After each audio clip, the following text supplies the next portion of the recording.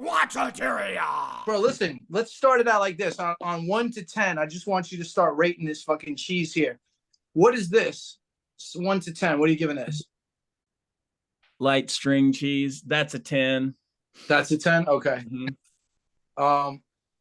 Creme de brie. Creme de brie. That's a 10. That's a 10. Okay. Okay.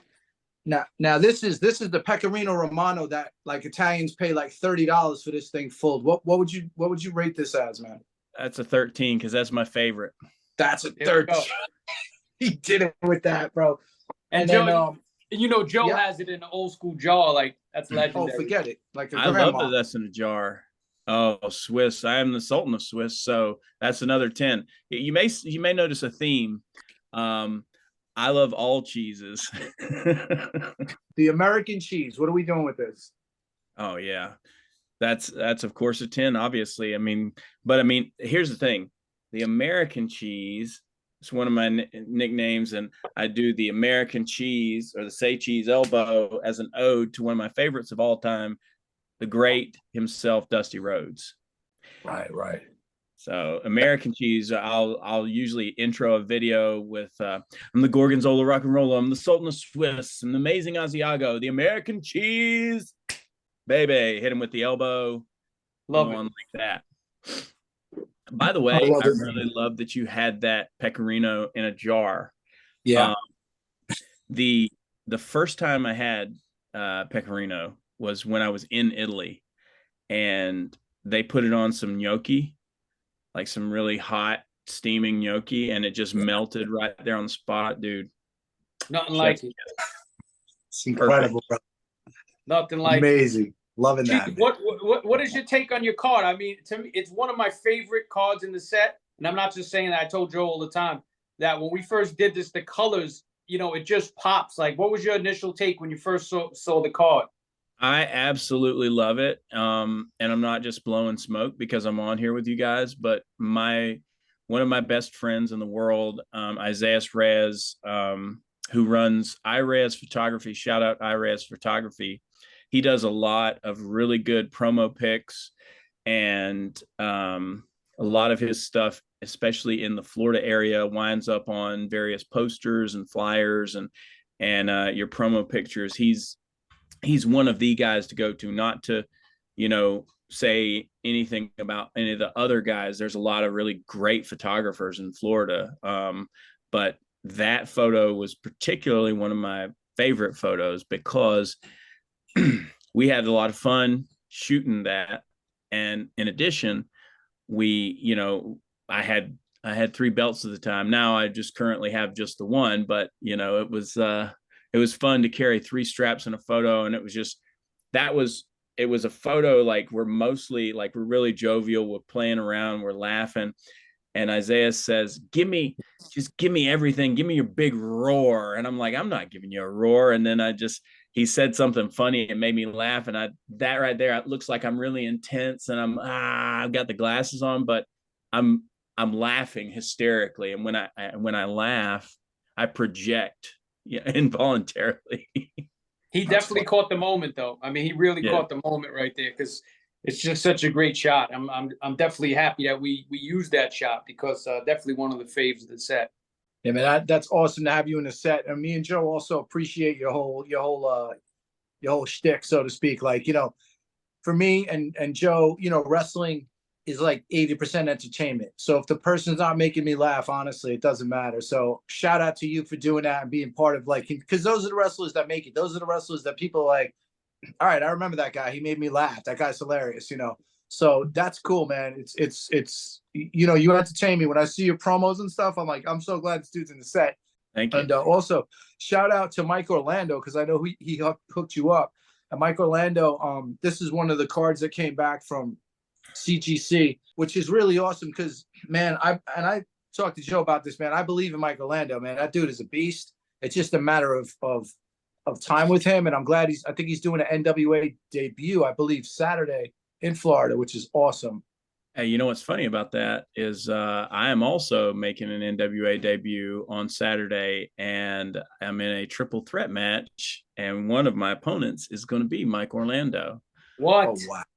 Mike is a really good friend, and he's been a great mentor to me in the business. He kind of pulled me aside one time. We were doing a smaller promotion in Sarasota, Florida, and it was called Grind Time Wrestling, and it was the first kind of like breakout session for the cheese, and where people really started appreciating me and loving the character and loving me, and all the fun things that come along with wrestling, cheering, chanting cheese, buying merch, all the good stuff. But Mike pulled me aside, and I was nervous, and I was always entering a lot of self-doubt before I went out there through the curtain. And Mike pulled me aside after I won the title there, and he said, "Hey man," he said, "you're a star." He said, "You might not think it right now, but you need to own it as soon as you possibly can." And that has really stuck with me. And I've tried not to be, arrogant with it whatsoever. But Mike and his encouragement has really helped propel me level upon level. So big shout out to Mike Orlando. I also believe in Mike. To me, it's silly that Mike Orlando is not signed to a major company right now. So hopefully he will be soon. Yeah, me and Joe say that all the time. I mean, yeah, Mike's a good dude. I mean, I don't know him well, but I worked in the wrestling business for over 10 years. And I'm going to say maybe 2014 or 2015 at a show in South Brooklyn. And I'm setting up the commentary table. And Mike just walks up to me, and my partners, they ain't doing a Mike Orlando. Like 99% of guys won't do that, especially guys from outside the locker room, the local, locker room. Like, just if they're nervous or whatever. Mike just came right up to us and was total gentleman. And yeah, it was MJF was on that card too, and some of these other dudes. But yeah, I agree, man. Mike Orlando needs to be like in one of the big companies right now, because he's awesome. Like, he's physical, he's big, he has a good shtick, the whole thing. And yeah, man, like, let's go. One of these guys gonna sign him up, right, man? Yeah, I believe that. They've got to. I mean, you mentioned MJF on that card, but Mike is the kind of guy, he's been around for a while, and he's kind of swimming in the same bodies of water as these big stars like MJF, like Sonny Kiss, like all these different names that you see pop up on TV and then go to different brands.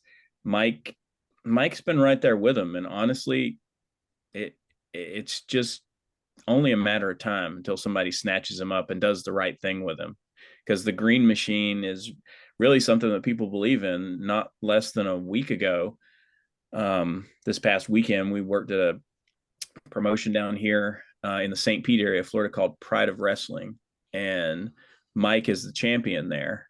And I'll brag on myself a little bit. I get some cheers. I got a good, really good crowd, really good fan base there. But in the main event, you hear people, Green Machine, Green Machine. They love him. He's a lovable dude. He's easy to get along with.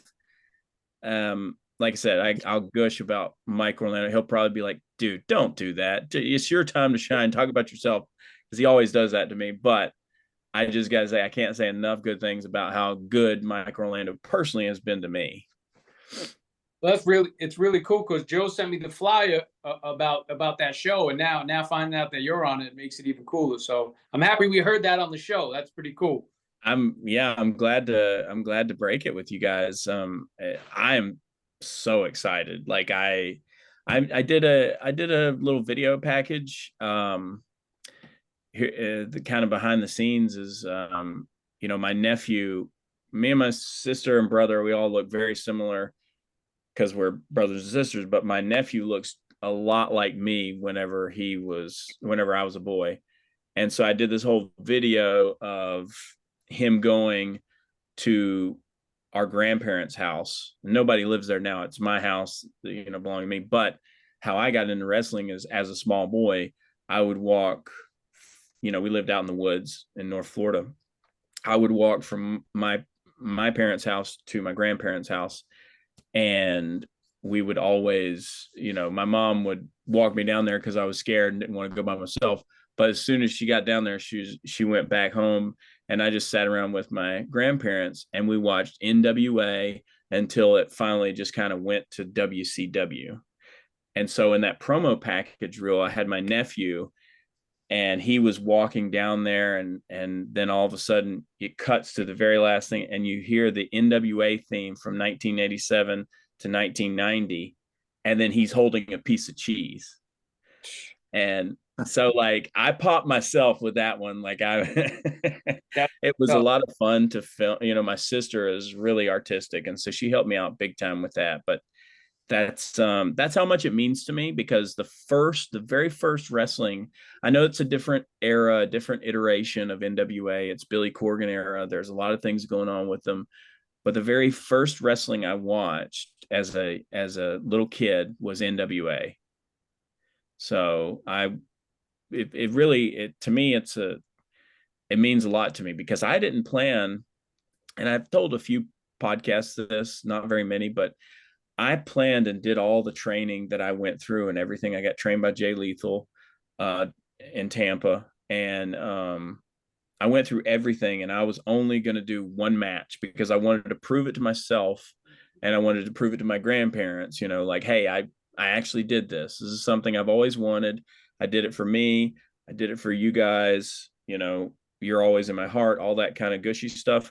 But like now, being able to be on that stage and to work an NWA show, and I don't care, you know, like a lot of people say, oh yeah, everybody gets enhancement work, or they get this kind of work, or they get a little bit of a shot, you know, like I don't care. This is an ultimate check the box for me, and I'm totally passionate about it. And I'm very, like I said, going back to Mike, I'm very excited that one of the people that I get to do it with is Mike. And so it's a big full circle moment for me.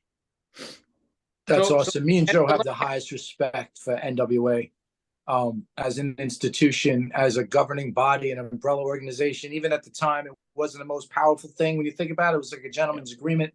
I think it's genius for Billy Corgan to buy it. I know a lot of people thought he was dumb. I know during a pandemic, a lot of the big guys that were over there got signed elsewhere because they slowed down. But you know what? NWA, man, that name.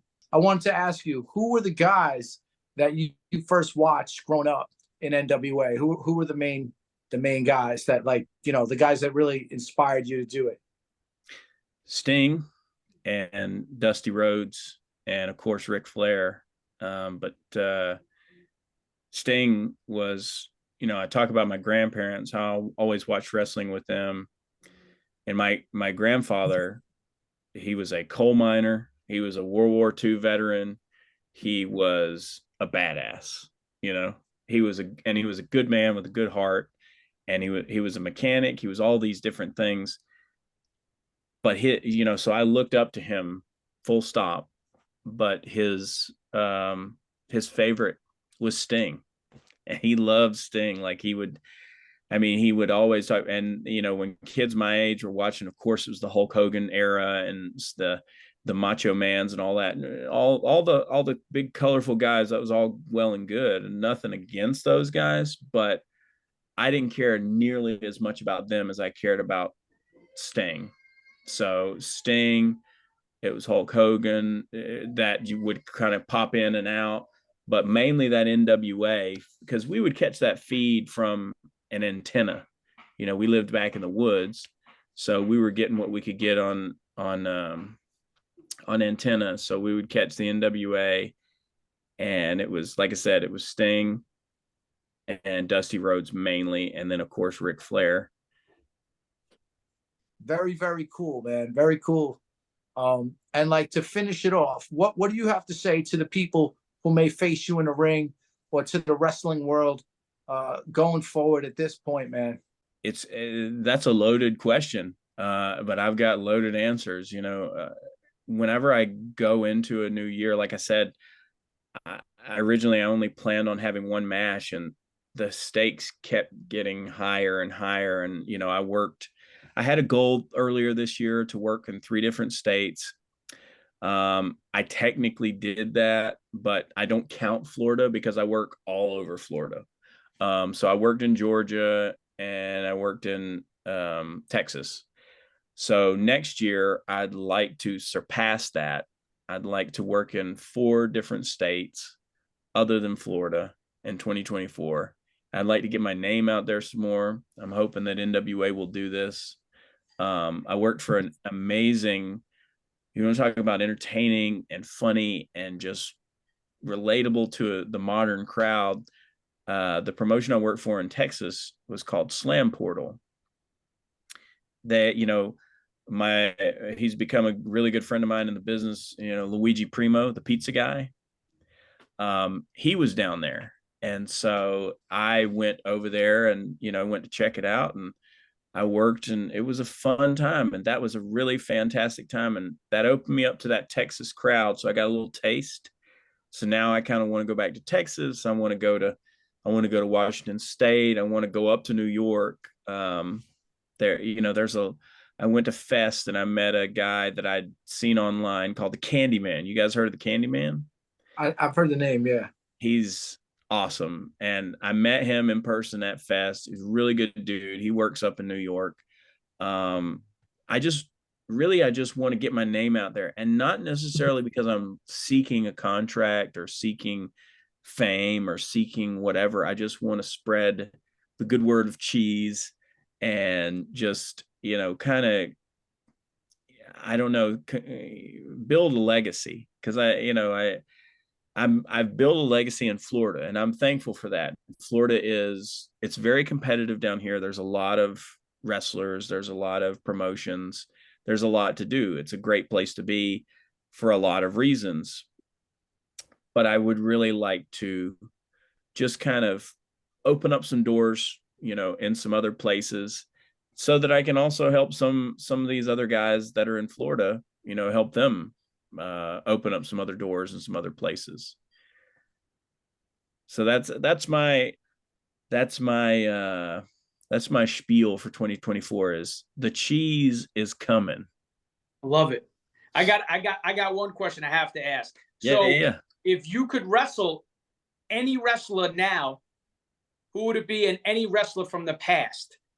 If you had one from the current, one from the past that's not here, and one that's still wrestling today. Gosh, that's a really good question.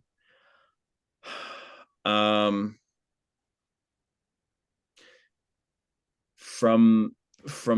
right now, I would probably, gosh, that's such a good question, because there are so many people that I'd love to tough one.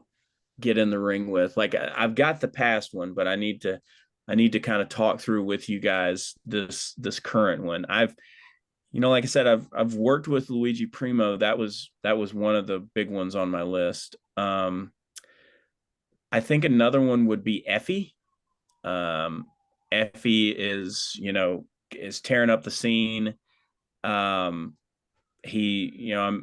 I talked to him at Fest. I talked to him quite a bit online, but I got to actually meet him and talk with him at Fest for just a minute. But he's just got like this kind of whole aura about him, and everybody kind of likes him and wants to be his friend. But he's a really fantastic performer, like very entertaining, very, just speaks his mind, all that kind of stuff. But for the past, it would have to be Dusty. Sting, I would say Sting, but Sting is like past, present, and future. Like he's retiring, but like Sting is eternal. But Dusty would be the one, and Dusty, I just wish that I could have actually met him, because it's hard to put into words how much his career meant to me, because I've borrowed a lot from him.